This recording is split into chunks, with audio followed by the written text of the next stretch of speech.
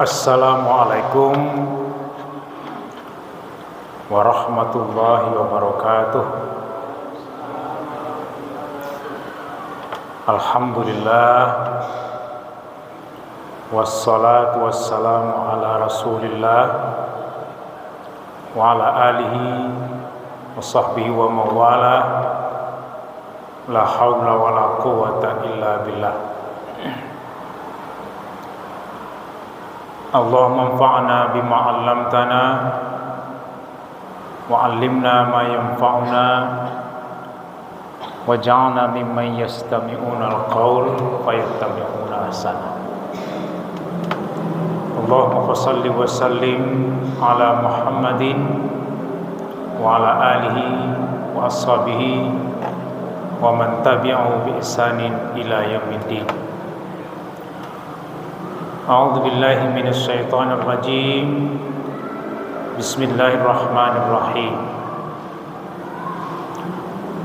Wasari'u ila maghfiratin mir rabbikum wa jannatin arduhas samawati wal ardh wa'iddat lil muttaqin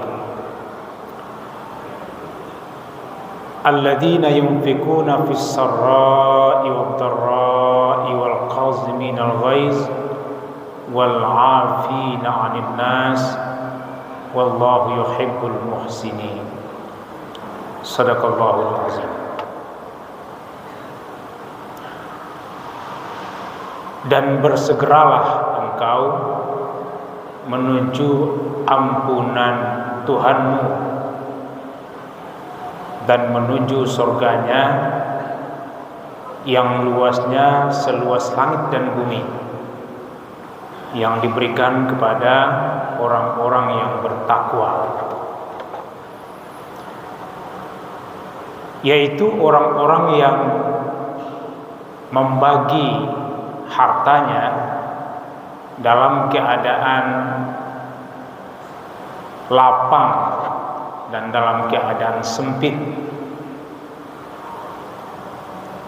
dan orang-orang yang mampu menahan amarahnya, dan orang-orang yang memberi maaf kepada manusia.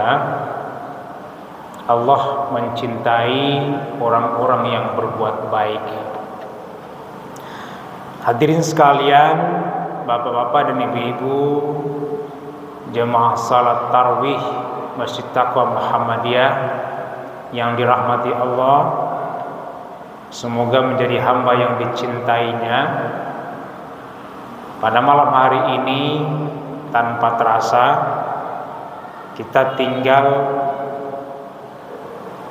menunggu hitungan beberapa puluh jam ke depan. Kita sudah akan mengakhiri perjuangan kita di dalam Ramadan 1444 Hijriah ini. Waktu berjalan begitu cepat, padahal baru kemarin, beberapa hari yang lalu terasa kita memulai Ramadan. Kemudian kita berada di dalam Ramadan dengan segala aktivitas kita, dengan segala ibadah kita, dengan qiyamul Ramadan yang kita laksanakan dengan sungguh-sungguh. Tahu-tahu kita sudah hampir menyelesaikan Ramadan. Dan insya Allah pada hari Jumat ini kita akan merayakan kemenangan kita, berada dalam suasana fitri 1 Syawal 1444 Hijriah dengan mengagungkan nama Allah, bertakbir, bertahmid dan bertahlil kepadanya. Bapak dan Ibu sekalian, dalam waktu yang singkat ini kita merenungkan kembali firman Allah seperti yang kita bacakan tadi. Ada perintah kepada kita, ada dorongan yang membuat kita termotivasi oleh dorongan itu, yaitu Allah memerintahkan kita agar bersegera menuju ampunannya. Ada dua kesegeraan di situ, yaitu segera menuju ampunan Allah dan segera menuju surga. Jadi kalau kita lihat rentetan ayat itu, wasari'u ila maghfiratin mir rabbikum wa jannah, bersegeralah menuju ampunan Tuhanmu dan bersegera pula masuk surga. Hadirin sekalian, apabila kita beristighfar, maka dosa-dosa kita berguguran. Seperti dikatakan oleh para hukama, la saghiratan illa bil istimrar wala kabiratan illa bil istighfar. Sesungguhnya tidak ada dosa yang kecil kalau dia dilakukan secara terus-menerus, berkelanjutan, berkesinambungan. Mungkin kita menganggap kecil, tetapi kalau terus-menerus kita lakukan, menjadi kebiasaan, menjadi tradisi, itu sudah menjadi dosa besar. Misalnya, Bapak Ibu sekalian, ada orang yang punya kebiasaan mengucapkan kata-kata yang melukai hati orang. Jadi lidahnya tajam, ungkapan-ungkapannya menusuk hati. Lalu kemudian dia mengatakan, ambo muncul ambo yo kasa, tapi hati ambo elok. Kalau ada yang mengatakan seperti itu, maka sesungguhnya dia mentradisikan sesuatu yang sebenarnya dosa kecil, tetapi karena terus-menerus dilakukan, menjadi kebiasaan, menjadi tradisi pribadi, maka dia tidak lagi menjadi dosa kecil. Dia sudah masuk ke dalam kategori dosa besar. Makanya dikatakan la saghiratan illa bil istimrar. Tidak ada dosa kecil kecuali kalau itu dilakukan terus-menerus. Kemudian wala saghiratan illa bil istighfar. Tidak ada pula dosa besar kalau dosa itu diiringi dengan satu kesadaran, dan setiap kesadaran itu muncul, kita beristighfar, mohon ampun, mohon Allah berkenan memaafkan kesalahan dosa yang kita perbuat, apakah disengaja atau tidak disengaja. Tetapi ayat itu menegaskan dengan tidak menyebut apakah dosa besar, apakah dosa kecil, kita didorong untuk bersegera menuju ampunannya. Karena kalau kita bersegera menuju ampunan Allah, maka kita juga disegerakan untuk mendapatkan surganya. Bapak dan Ibu sekalian, lalu ditegaskan bahwa surga itu dijanjikan hanya kepada orang-orang yang bertakwa. Nah, lalu kemudian Allah menjelaskan tentang kategorisasi apa itu tipikal orang-orang yang bertakwa. Jadi kalau dalam tingkatan sufi, tingkatan orang-orang yang mengaji hati, mengkaji kalbu, maka mereka mengatakan takwa itu sebenarnya adalah makam yang paling tinggi dari capaian spiritual seorang hamba. Tidak ada lagi kelas di atas takwa. Itu kelas yang paling tinggi. Coba kita perhatikan bahwa Allah mengajarkan kita untuk memperoleh derajat yang paling tinggi itu tanpa melalui lelaku-lelaku di luar yang diajarkan Nabi. Jadi misalnya Bapak Ibu sekalian, orang kalau ingin mencapai derajat takwa, maka dia harus melakukan zikir sekian ratus ribu kali. Lalu kemudian dia harus bertawajuh. Dia harus melakukan sesuatu yang masuk ke dalam aliran-aliran tarikat misalnya.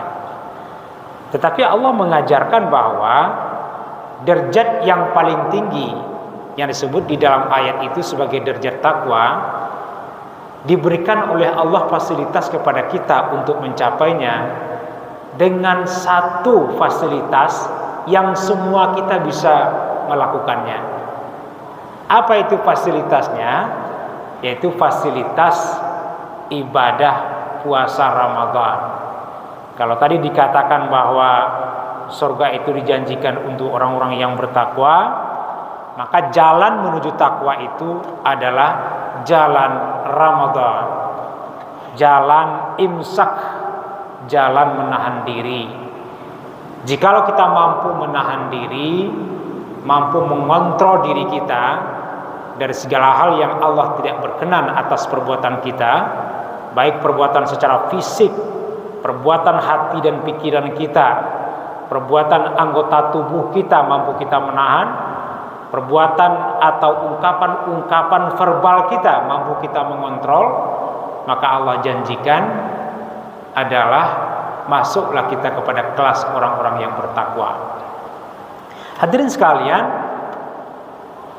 di dalam ayat itu Allah kemudian menjelaskan tipikal orang-orang bertakwa. Betul, kalau kita melaksanakan Ramadan, qiyamul Ramadan, pada siang harinya kita melakukan ibadah menahan haus dan lapar dari terbit fajar sampai terbenam matahari, maka lapar dan haus itu sebenarnya itu bukan sasaran utama dari Ramadan. Upaya kita menahan haus dan lapar itu bukan itu tujuan Ramadan.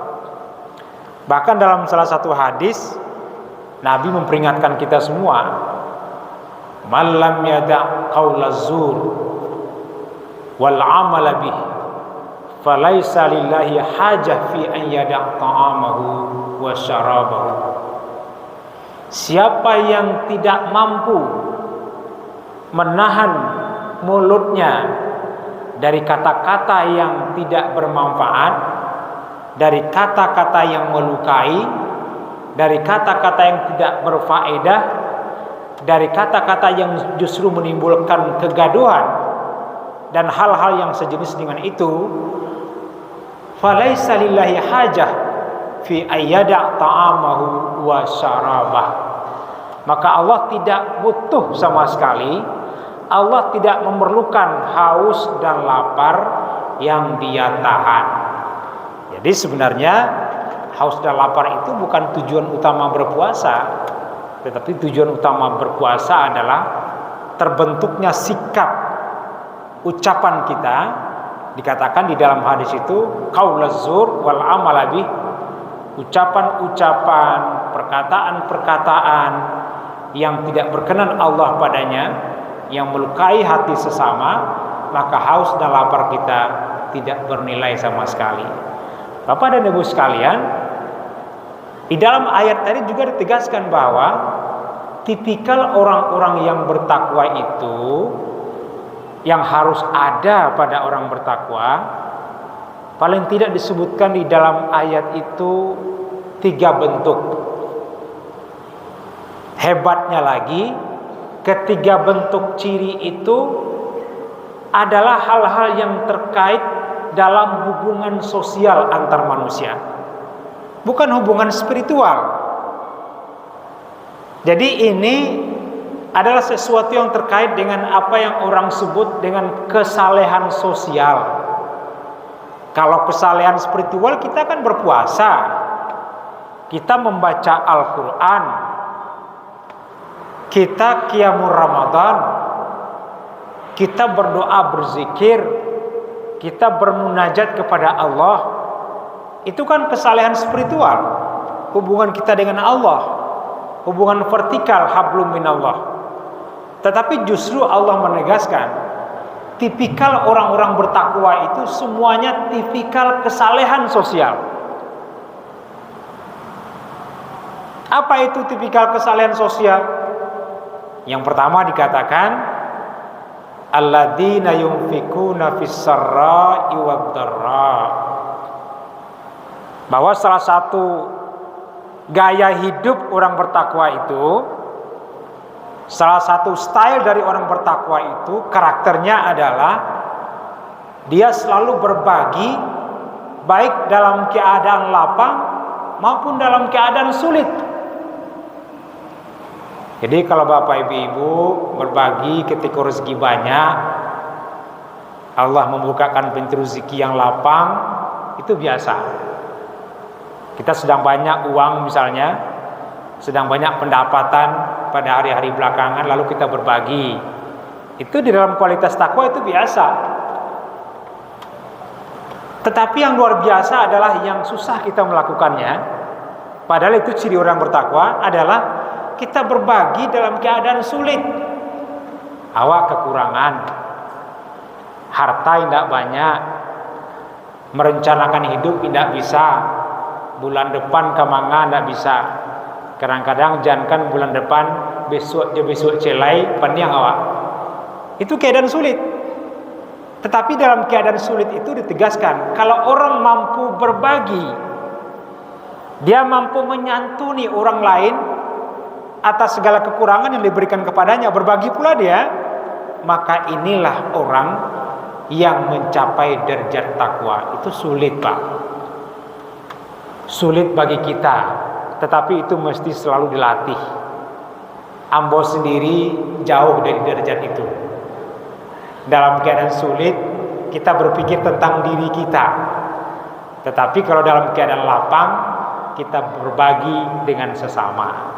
Tetapi Allah menegaskan, justru itulah ciri-cirinya orang bertakwa yang pertama kali disebutkan, alladzina yunfikuna fis-sarra'i wad-dharra. Orang yang berbagi dalam keadaan lapang, dalam keadaan sulit. Tidak semua orang bisa melakukan itu. Dalam riwayat yang paling terkenal adalah riwayat Ali bin Abi Thalib, yang anak dan istrinya kelaparan di rumah, lalu mendapatkan sesuatu dari pasar, roti yang akan diberikan kepada anak istrinya di rumah. Tetapi di perjalanan ada orang meminta-minta, yang mengaku kepada Ali belum makan beberapa hari. Alangkah berbahagianya kami kalau Tuhan sudi memberikan kami sepotong roti. Ali memberikan roti itu. Ali adalah menantu Nabi, sepupu Nabi, tentu dia masuk ke dalam makam orang-orang yang bertakwa. Yang kedua, cirinya apa? Cirinya lagi-lagi terkait dengan persoalan sosial, yaitu wal qaziminal ghaiz. Bahwa orang-orang yang bertakwa itu cirinya adalah dia mampu menahan amarah. Di sini dikatakan tidak membunuh amarah, tidak mematikan amarah, tetapi mengontrol amarah, menahan amarah. Amarah sewaktu-waktu kita perlukan. Kalau orang meremehkan kita tanpa alasan yang jelas, menghina dan menistakan kita tanpa alasan yang jelas, maka kita diperintahkan untuk menjaga kehormatan diri kita. Kita diperintahkan untuk membela diri kita. Membela diri tidak akan bisa kita lakukan kalau kita tidak punya sedikit amarah yang bisa kita kontrol. Jadi amarah itu tidak dihilangkan, tidak dibunuh, tidak dimatikan, tetapi kita diperintahkan untuk mengontrol amarah, mengendalikan amarah, tetapi tidak meluapkan amarah pada tempat-tempat yang tidak bisa kita mengontrolnya. Bapak dan Ibu sekalian, terkadang amarah itu menunjukkan status orang. Kalau dulu di zaman jahiliyah, Bapak Ibu sekalian, tanda orang statusnya tinggi tanda orang besar di tengah masyarakat. Tandanya apa? Kalau dia marah, itu akibat marahnya itu luar biasa kehancurannya. Jadi kalau di zaman jahiliyah ada orang berang, Bapak Ibu sekalian, kalau akibat berangnya itu banyak yang hancur, rumah orang hancur, mobil orang hancur, tabaka akibatnya marah, itu tandanya orang besar. Tidak ada yang bisa melawannya. Kini pun ada yang bantu itu, Bapak Ibu sekalian. Ada seseorang, Ambo sendiri pernah menyaksikan bagaimana seorang amarah luar biasa. Sambil dia menunjuk orang yang menjadi sasaran amarah dia, awas ya, sampai anak cucu nak ke mulut-mulut Anda. Ambo habisi sampai anak cucu. Masya Allah. Alangkah hebatnya Pak, sampai anak cucunya. Itu amarah luar biasa. Kenapa? Karena dia orang besar, orang yang sangat ditakuti, pengikutnya banyak, sehingga ketika dia meluapkan amarahnya dengan cara seperti itu, orang diam semua. Nah, ada yang berani membantah, tidak ada yang berani melawan. Kalau ketika dia marah itu dilawan dia memang bisa mencelakai orang. Besar sekali akibatnya. Jadi sekalipun sudah berlalu periode jahiliyah lama sekali, tetapi masih tetap ada orang yang berperilaku jahiliyah ketika meluapkan amarahnya dengan cara mengeluarkan kata-kata yang menakutkan dan menimbulkan konsekuensi besar bagi orang yang menjadi sasaran amarah. Jadi kalau berang Pak, diperintahkan oleh agama kita, diajarkan oleh Islam. Amarah yang sedang menyelimuti jiwa kita, hati kita, salah satu obat yang terbaik adalah berwudhu. Kalau kita tidak berada di tempat yang memungkinkan kita berwudhu, maka Bapak Ibu sekalian, kalau kita sedang berang, duduk Pak, jangan tagak. Kita cari tambah duduk kita, mengatur pernapasan, mengatur denyut jantung, mengatur alam pikiran awak, duduk. Yang ketiga, kalau kita marah, jangan mengecek Pak. Kalau kita sedang mengalami marah yang besar sekali, jangan mengecek sedang marah tadi. Diam. Nabi pernah berang Pak, dan Nabi pernah mengalami diam lama sekali. Selama 2 bulan lebih Nabi diam Pak. Yang menjadi sasaran amarah Nabi itu adalah istrinya sendiri, Aisyah, di dalam peristiwa hadithul ifki, peristiwa yang menghebohkan kota Madinah tentang fitnah yang dihadapkan kepada Aisyah radhiyallahu anha, yang sudah dituduh oleh sebagian orang-orang Madinah melakukan perselingkuhan dengan Sofwan al-Mu'attal. Nabi ketika itu tidak tahu apa peristiwa yang terjadi sebenarnya, tetapi Nabi marah sebagai manusia. Namun marah Nabi tidak terlihat. Nabi tidak pernah memperlihatkan amarahnya. Nabi diam kepada semua, kepada mertuanya diam, kepada istri-istrinya diam, kepada sahabatnya lebih banyak diam, memendam kekecewaan yang besar. Nabi diam. Kenapa Nabi diam? Kalau dalam keadaan marah kita mengeluarkan kata-kata, itu menunjukkan kepada kita, jangankan kita, Nabi saja dalam keadaan marah, Nabi berdiam lama sekali, menenangkan diri, menenangkan perasaan, mendinginkan hati. Nabi berdiam sampai kemudian turun wahyu yang menjelaskan apa sesungguhnya yang terjadi dengan Aisyah di dalam peristiwa hadisul ifki itu. Lalu kemudian muncullah suasana perdamaian Nabi dengan keluarga dan dengan orang-orang yang ada di sekitarnya. Jadi amarah kita betul-betul menjadi salah satu tanda kita bertakwa. Kita mampu mengontrol amarah adalah sesuatu yang menjadi prestasi spiritual kita. Apabila kita menjadi orang yang mampu mengontrol dan mengendalikan amarah kita, maka biasanya kita akan merasakan kepuasan rohani pada saat kita tidak mengeluarkan kata-kata pada puncak amarah kita. Jadi al-imsak bimakna asyam bimakna al-imsak, bahwa puasa maknanya adalah menahan. Salah satu menahan yang paling berat itu adalah menahan amarah. Tidak menumpahkan amarah adalah kesuksesan besar secara pribadi, sebagai manusia, sebagai hamba. Yang ketiga, tipikal yang ketiga itu juga terkait dengan hubungan sosial kita. Apa itu? Wal afina 'anil nas. Bahwa orang yang bertakwa, yang menjadi tipikal utamanya adalah memaafkan manusia.